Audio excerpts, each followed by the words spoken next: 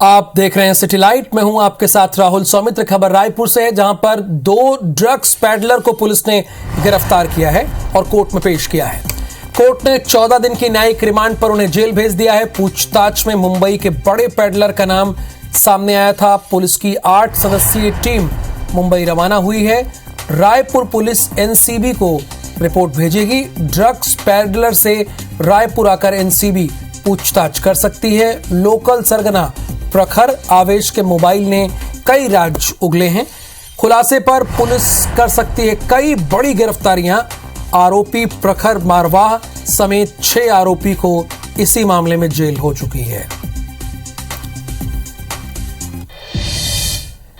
Dewas CMO समेत 46 लोगों के खिलाफ एफआईआर हुई है। 2 नायब तहसीलदार और बीजीवाईएम पर भी एफआईआर दर्ज हुई है। मामले से लिप्त कर्मचारी और व्यापारियों पर भी एफआईआर हुई है। योजना में मद परिवर्तन करके किया था घोटाला।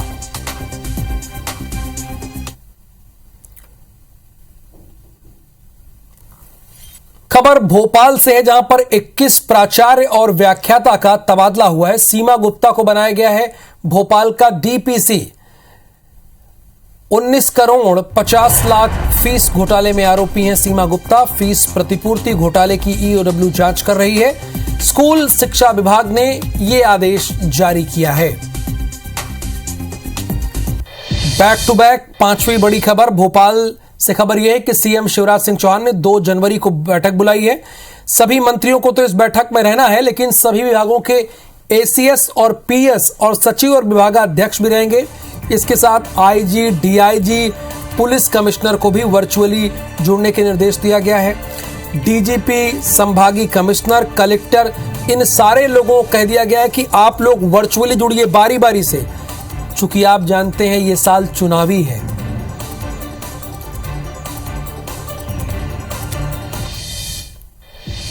शांति के टापू मध्य प्रदेश में सांप्रदायिक सौहार्द बिगाड़ने की कोशिश की जा सकती है। प्रदेश में कानून व्यवस्था बिगड़ने की गृह विभाग को खुफिया रिपोर्ट मिली है। मध्य प्रदेश के गृह विभाग को मिली खुफिया रिपोर्ट के मुताबिक प्रदेश में 1 जनवरी से 31 मार्च तक सांप्रदायिक तत्व सक्रिय हो सकते हैं और प्रदेश की शांति को भंग कर सकते हैं। और इसलिए गृह मंत्रालय ने सभी जिला कलेक्टर और एसपी को निर्देशित किया है कि वो सचेत रहे, सतर्क रहे और इस तरह के सांप्रदायिक तत्वों पर कार्रवाई करें, एनएसए के तहत कार्रवाई करें। प्रदेश सरकार चुनावी वर्ष में किसी भी प्रकार की सांप्रदायिक घटनाओं को प्रदेश में होने देना नहीं चाहती है और इसलिए सभी कलेक्टरों को सतर्क रहने के निर्देश दिए हैं। कैमरा पर्सन अमरीश के साथ विवेक पटिया, IBC 24 भोपाल। मध्य प्रदेश में सांप्रदायिक सौहार्द बिगाड़ने की खुफिया रिपोर्ट मिलने के बाद गृह विभाग ने प्रदेश के कलेक्टर, एसपी से सख्ती बरतने के निर्देश दिए हैं। मध्य प्रदेश सरकार ने सभी जिला कलेक्टर, सभी पुलिस अधीक्षकों को इस तरह के निर्देश दिए हैं। मैं समझता हूं ये तो सुरक्षा की दृष्टि से जरूरी भी है और आवश्यक भी है, और जो इस तरह के मंसूबे रखते हैं उनको कुचलना भी चाहिए, क्योंकि मामा का भी बिल्डोजर लगातार चल ही रहा है ना। पूर्व विधानसभा अध्यक्ष और रायपुर लोकसभा क्षेत्र के प्रभारी धर्मलाल कौशिक रायपुर लोकसभा प्रवास के दौरान धरसीवा विधानसभा के कचना में आयोजित समन्वय समिति जनप्रतिनिधियों, शक्ति केंद्र प्रभारियों की बैठक में शामिल हुए। इस दौरान उन्होंने कहा कि भाजपा के कार्यकर्ता जब भी मंच से बोलते हैं तो कहते हैं कि हमने जो कहा था वो किया है और जो कहेंगे वो करेंगे।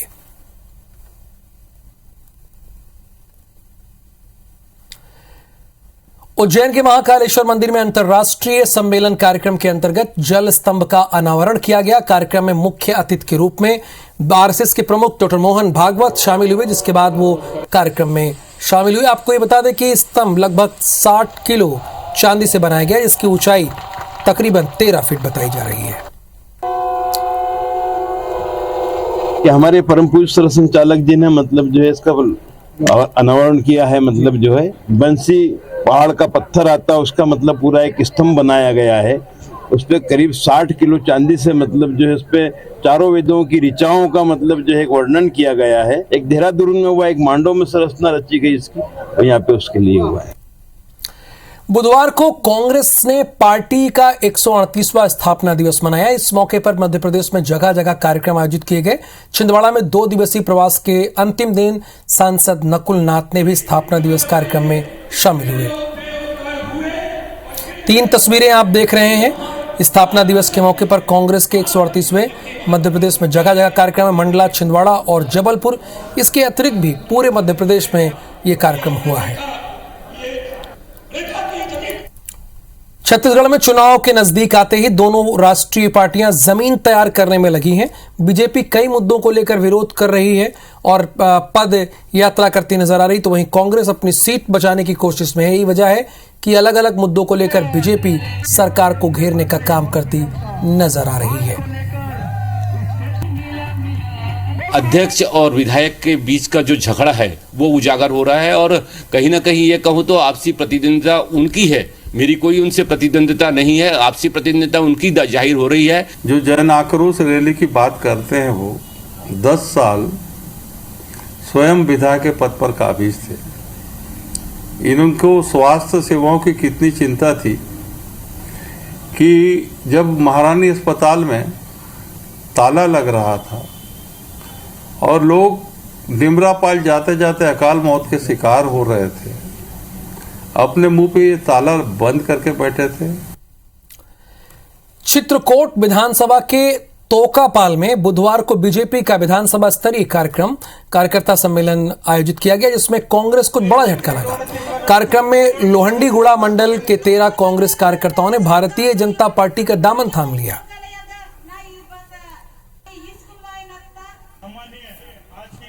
भोले भाले बस्तर वासियों को, चाहे वो बीजापुर से लेकर के और कांकेर तक के लोग हों, उनको सेवा के माध्यम से, अन्न के माध्यम से, वस्त्र के माध्यम से और अस्पतालों में दवाई सेवा के माध्यम से जिस प्रकार से धर्मांतरण धन के माध्यम से किया जा रहा है, इसका पूरा बस्तरवासी पुरजोर विरोध कर रहा है। इंदौर बाईपास और पूर्वी क्षेत्र लंबे समय से ट्रैफिक समस्या से जूझ रहे हैं। जाम की समस्या को लेकर हाल ही में विजय विधायक आकाश विजयवर्गीय ने खत भी लिखा था। अब ट्रैफिक समस्या से निजात पाने के लिए ट्रैफिक विभाग ने जनप्रतिनिधियों के साथ बैठक की है।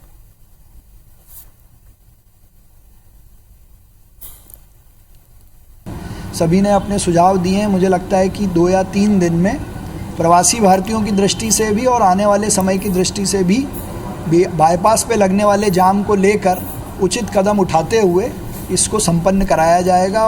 लगभग प्रतिदिन उस समस्या ना, इसलिए 25-30 अधिकारी जवानों को वहाँ लगाया जा रहा है। पिछले 1 महीने से लगातार उस समस्या का कैसे समाधान हो, उस पर ट्रैफिक पुलिस के अधिकारी और हमारी टीम काम कर रही है। डोंगरगढ़ विकासखंड के ग्राम बरनारा कला में पंचायत भवन क्षतिग्रस्त हो गया, जिसमें पंचायत जनप्रतिनिधियों, पंचायत सचिव, पंच और ग्रामीणों में हमेशा हादसे का डर बना रहता था। सरपंच ने कलेक्टर, सीईओ और विधायक से कई बार जर्जर पंचायत भवन की कंप्लेन की थी, लेकिन सिर्फ आश्वासन मिला और आज तक कोई कार्रवाई नहीं हुई है। तो पंचायत भवन अधिकारियों की उदासीनता का शिकार हो रहा है। सरपंच की माने तो 30 साल पहले ग्राम पंचायत बरनाला में पंचायत भवन का निर्माण कराया गया, जिसकी छत कई बार टूटकर गिर चुकी। आज तक शिकायत के बाद कोई जीर्णोद्धार नहीं हुआ। भवन बहुत अति जर्जर है और इंजीनियर द्वारा भी इसको डिसमेंटल कर दिया गया है। एक दिन तो ऐसा हुआ कि हमारा सचिव महोदय और मैं अपने कुर्सी में टेबल पे बैठे थे, तो पंखा चला तो धीरे धीरे पंखा ही गिर गया और उसके गले में लग गया, खरोच भी आया, वो बाल बचा। रायगढ़ शहर में संजय मार्केट के शिफ्टिंग को लेकर एक बार फिर से पेंच फंस गया है।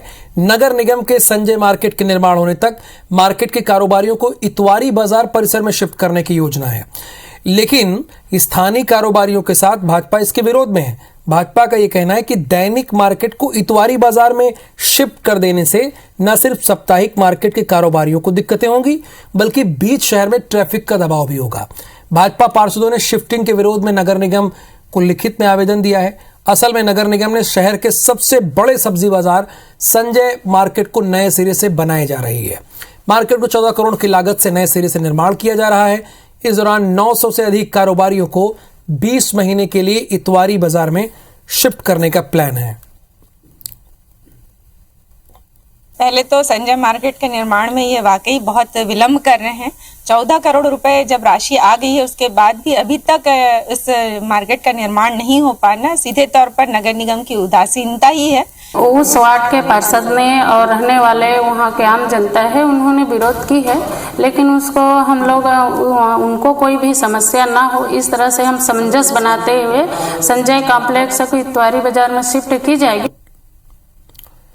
जबलपुर के पनागर में धार खरीदी केंद्र पर किसानों से सरेआम अवैध वसूली का एक वीडियो हमारे पास है, जिसके बाद प्रशासनिक अफसरों में हड़कंप मच गया है। आखिर क्या है ये पूरा मामला, आप हमारी रिपोर्ट में देखिए।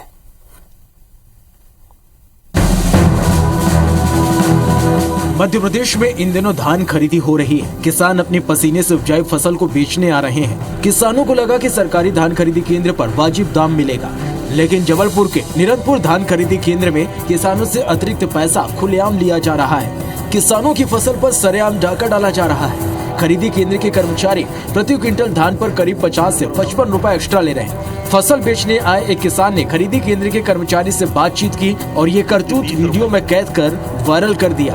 आप भी सुनिए। भाव 10 रुपए की कट्टी, 25 रुपए जा और 3 रुपए कट्टी इनकी पालेदार की लोडिंग कितनी हो गई?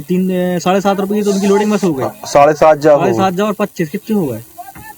25 और 5 30 32 रुपए के 32.5 रुपए के 32 जाओ और 21 रुपए के अभी 30 20 50 50 51 और समझ लो 53 54 रुपये पड़ रहा है। वीडियो वायरल होने के बाद नींद में सो रहे अफसरों की नींद खुली और आनंद फानन में एक जांच टीम का गठन किया गया और निरंतपुर धान खरीदी भेजा गया और बारीकी से जांच की बात कह रहे हैं, लेकिन कैमरे के सामने इस करतूत को लेकर कोई कुछ नहीं बोलना चाहता। उम्मीद है शासन प्रशासन के जिम्मेदार किसानों की गाड़ी कमाई पर डाका डालने वालों पर लगाम लगाने के लिए उचित कदम उठाएंगे और कड़ी कार्रवाई करेंगे, लेकिन इस घटना ने शासन प्रशासन के तमाम दावों की पोल खोल दी है। धर्म गौतम, IBC 24 जबलपुर। मध्य प्रदेश में संविदा स्वास्थ्य कर्मचारियों ने रोड पर उतरकर सरकार के खिलाफ रैली निकालकर विरोध किया है। संविदा स्वास्थ्य कर्मचारी बीते 14 दिन से अस्पताल परिसर में 2 मांगों को लेकर बेमियादी हड़ताल पर बैठे हैं। रैली में शामिल संविदा कर्मचारियों ने सर पर सफेद कागज की टोपी लगा रखी थी, जिसमें हमें नियमित कब करोगे जैसे नारे लिखे थे। खास बात यह थी कि सभी कर्मचारी मुंह पर मास्क लगाए थे। रास्ते में वे लोगों को इससे बचाव के लिए जागरूक कर रहे थे। संविदा कर्मचारी अपने कुछ साथियों को रस्सी से बांधकर ले जाते हुए भी दिखाई दिए। ये 5 तस्वीरें हम आपको दिखा रहे हैं, दतिया, होशंगाबाद, धार, नरसिंहपुर और हरदा की। मध्य प्रदेश में कोरोना के सबसे ज्यादा मरीज इंदौर में मिल चुके हैं। जीनोम सीक्वेंसिंग के लिए WHO की मदद से मेडिकल कॉलेज को 60 लाख की एक मशीन मिल चुकी है। लेकिन क्या आपको ये पता है कि 28 दिन हो गया है, लेकिन ये मशीन अभी तक इंस्टॉल नहीं है। अब आप मॉक ड्रिल करेंगे तो सब अच्छा दिखेगा, सब सही दिखेगा। तो ये बताइए ये कैसे मशीन नहीं इंस्टॉल है? तो मॉक ड्रिल में ये बात सामने आनी चाहिए ना, लेकिन वो नहीं आती है सामने, इसलिए कि जो मॉक ड्रिल करता है वो पहले से इन्फॉर्म कर देता है। बहरहाल इंदौर के सैंपल जांच के लिए भोपाल या दिल्ली पर निर्भर रहना पड़ता था। आपको ये बता दें कि शहर के MGM मेडिकल की माइक्रोबायोलॉजी लैब में मशीन को स्थापित किया जाना है, लेकिन इन मशीन में सैंपलों की जांच के लिए समय लगेगा। विभाग को जब तक दिल्ली से हरी झंडी नहीं मिल जाती तब तक जीनोम सीक्वेंसिंग के सैंपल रिपोर्ट साझा नहीं की जाएगी। इंदौर की जो मशीन है वो हमको नवंबर में आखिरी में प्राप्त हुई है। मशीन के पूरे पार्ट्स वगैरह सब अगले हफ्ते तक आ जाएंगे, फिर इसका इंस्टॉलेशन होगा। इसके बाद ये मशीन्स के कैलिब्रेशंस होते हैं, तब हमको विधिवत परमिशन मिलेगी इसको डिक्लेयर करने की। बैकुंठपुर गुरु घासीदास राष्ट्रीय उद्यान में टाइगर दिखा है। बालम पहाड़ में पर्यटकों को टाइगर दिखा है। टाइगर का वीडियो भी हमारे पास है, वो वीडियो हम दिखा भी रहे हैं आपको। गुरु घासीदास राष्ट्रीय उद्यान में टाइगर देखा गया है। बालम पहाड़ में पर्यटकों को ये टाइगर दिखा है, तो उन्हीं में से एक पर्यटक ने इसे रिकॉर्ड कर लिया।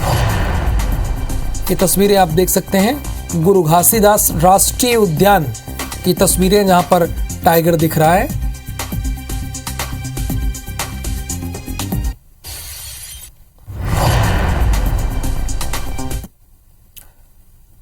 आगे बढ़ते हैं खबरों में। केंद्र सरकार ने जिस मंशा से नई राष्ट्रीय शिक्षा नीति 2020 की शुरुआत की थी, उच्च शिक्षा विभाग उसका क्रियान्वयन सही तरीके से करने में फेल है। मध्य प्रदेश की एजुकेशन हब कहे जाने वाले इंदौर में सभी कॉलेजों में छात्रों को नई शिक्षा नीति के लिए कारण बहुत परेशान होना पड़ रहा है। असल में नई नीति को लागू किए 2 साल हो गए हैं, ये तो आप भी जानते हैं, लेकिन अभी तक नियम और दिशा निर्देश स्पष्ट नहीं है। हालत यह है कि देवी अहिल्या विश्वविद्यालय को नीति को लेकर समय समय पर कार्यशाला का आयोजन करना पड़ता है, जिससे सभी विसंगतियों को दूर किया जा सके। इतना ही नहीं, कई टीचर्स को भी नई नीति के नियम स्पष्ट नहीं है। वहीं DAVV के कुलपति का कहना है कि शिक्षा नीति को लेकर जो भी परेशानियां आ रही हैं उसके लिए जल्द ही विभाग कार्यशाला आयोजित करेगा। तो 2 साल तक आप लोग क्या कर रहे थे? जब 2 साल के बाद आप कार्यशाला आयोजित करेंगे, लोगों का कंफ्यूजन दूर करेंगे, तो 2 साल तक आप कर क्या रहे थे? ये सवाल पूछता है मध्य प्रदेश, और पूछते हैं मध्य प्रदेश के विद्यार्थी। इसके लिए एक वर्कशॉप एक हो चुकी है और एक हम लोग अभी दोबारा फिर जल्दी करने वाले हैं, लेकिन थोड़ी सी तो प्रॉब्लम्स आती हैं, क्योंकि जो उसके इम्प्लीमेंटेशन में टीजिंग ट्रबल्स जिनको कहते हैं वो थोड़ी सी प्रॉब्लम आती है, लेकिन फिर भी बहुत हद तक निराकरण हो गया है और जल्दी ही हम लोग एक कार्यशाला का आयोजन करने। भोपाल के कमलापति स्टेशन के साथ अन्य स्टेशन भी न्यू ईयर को लेकर विशेष प्लान कर रहे हैं। इसमें भोपाल रेल मंडल और देश का सबसे व्यस्त रेलवे जंक्शन इटारसी की सूरत बदली जाएगी। साथ ही बीना हो गया, गुना हो गया, अशोकनगर हो गया, ऐसे कुल 13 स्टेशनों को राष्ट्रीय स्तर पर पहचान दिलाने के लिए काम किया जाएगा। खास बात यह कि धार्मिक और हेरिटेज स्थलों के हिसाब से इन्हें विकसित किया जाएगा। तो दूसरी ओर वंदे भारत ट्रेन के संचालन भी किया जाएगा। ग्वालियर नगर निगम की मेयर और निगम कमिश्नर के बीच फैसलों को लेकर ठन गई है। महापौर की MIC करीब 1 महीने पहले कोरोना का हवाला देकर 2021 के पहले नल के बिल माफ कर दिए थे। अब निगम आयुक्त ने उस फाइल को वापस मेयर के पास लौटा दिया है। साथ ही कहा है कि ये व्यावहारिक नहीं है, यानी व्यवहारिक नहीं है, इस फैसलों को बदलें। तो वहीं मेयर ने 2 टूक कह दिया कि जो वादा किया है उसे निभाना पड़ेगा, इसमें बाधा मत बनिए, प्रस्ताव को निगम परिषद में जाने दीजिए। महापौर और MIC सदस्यों का कहना है कि उन्होंने पूरी जांच पड़ताल के बाद निगम के हित में आमजन को छूट देने का निर्णय लिया है। मैंने तो जो जनता से वादे किए थे जलकर को माफ करने के लिए, वो मैंने अपने MIC के द्वारा पूरा किया और परिषद में भी भेजा जाएगा। और अगर परिषद नहीं पास करती है तो ये मतलब विपक्ष के लोगों द्वारा जनता के हित में कार्य नहीं होगा, और हम लोग तो जनता का हित चाहते हैं। दंतेवाड़ा के बारसूर से पल्ली तक बनने वाली सड़क पुलिस और प्रशासन के लिए किसी चुनौती से कम नहीं थी, लेकिन प्रशासन ने इस कार्य को लगभग पूरा कर लिया। 80 किलोमीटर की इस सड़क में 5 जिले की सीमाएं पड़ती हैं। ऐसे में प्रशासन के सामने दूसरे जिलों से तालमेल का सड़क को पूरा करना था। दंतेवाड़ा जिला प्रशासन ने इस कार्य को बखूबी पूरा कर लिया। अब लोग इस रास्ते को शॉर्टकट के रूप में इस्तेमाल करने लगे हैं। लगभग 80 किलोमीटर लंबी इस सड़क को पूरा करना किसी बड़ी चुनौती से कम नहीं था। इसके लिए इस रास्ते में 3 कैंप खोले गए, सैकड़ों जवानों की तैनाती की गई।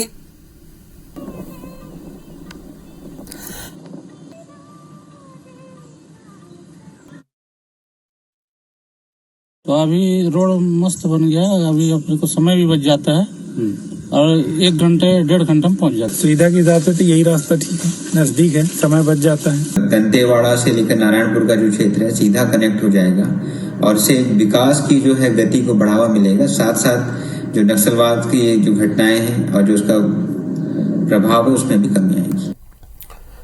कोरोना की आशंका के बीच स्वास्थ्य विभाग ने सभी जिलों को प्रारंभिक तैयारियों के निर्देश दिए हैं, लेकिन रायगढ़ जिला कोविड को लेकर पूरी तरह तैयार नहीं है। मेडिकल कॉलेज हॉस्पिटल में अब तक प्रबंधन ऑक्सीजन पाइपलाइन कनेक्टिविटी का काम नहीं कर पाया है। जिला अस्पताल में PM केयर फंड से बने ऑक्सीजन प्लांट भी मेंटेनेंस के अभाव में बंद पड़े हैं। ऐसे में आधी अधूरी तैयारियों को लेकर सवाल उठ रहे हैं। कोरोना के नए स्ट्रेन को देखते हुए केंद्र सरकार ने सभी राज्यों को अलर्ट किया। राज्य शासन ने भी 2 दिन पहले सभी जिलों में स्वास्थ्य तैयारियों की समीक्षा की, लेकिन रायगढ़ जिले में अब तक सारे इंतजाम पुख्ता नहीं हो पाए हैं। हॉस्पिटल अधीक्षिका का कहना है कि हॉस्पिटल में कोविड के लिए 20 बेड का अलग एक सेटअप तैयार किया गया है। ऑक्सीजन प्लांट से ऑक्सीजन जेनरेशन करके रिफिलिंग का काम चल रहा है। सभी जिला मुख्यालय में मार्क ड्रिल भी किया गया और उस मार्क ड्रिल में जहां रायगढ़ की परिस्थिति आई और जिले से बहुत कमज़ोर निकला, यहाँ पूर्व में जो कोविड सेंटर बने थे जिला मुख्यालय पे मेडिकल कॉलेज में, वो व्यवस्थित ढंग से चल नहीं पा रहे हैं। ऑक्सीजन की सप्लाई मैनीफोल्ड के द्वारा होता है, जो ऑक्सीजन सिलेंडर्स रहते हैं उसका बैंक है और उसके द्वारा हम वार्ड में सप्लाई करते हैं। अभी चूँकि यहाँ नॉन कोविड हॉस्पिटल ये है जिसमें सभी मरीजों को इलाज कर रहे हैं, तो कोविड के लिए जो व्यवस्था हम देख रहे हैं उसमें करीब 20 बेड जो है आईसीयू बेड है जो हम वो तैयार करके रखा हुआ है।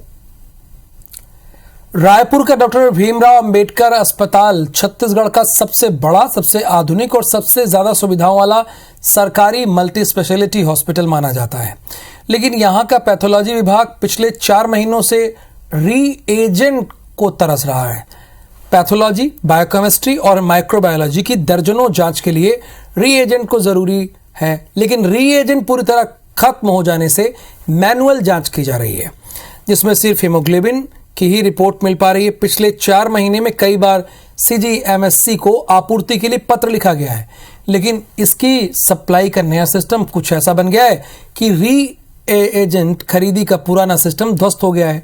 हालांकि अधिकारी जल्द स्थिति सामान्य करने की बात कह रहे हैं, लेकिन ये जल्द कब होगा इसका पता नहीं है, जल्द ही है।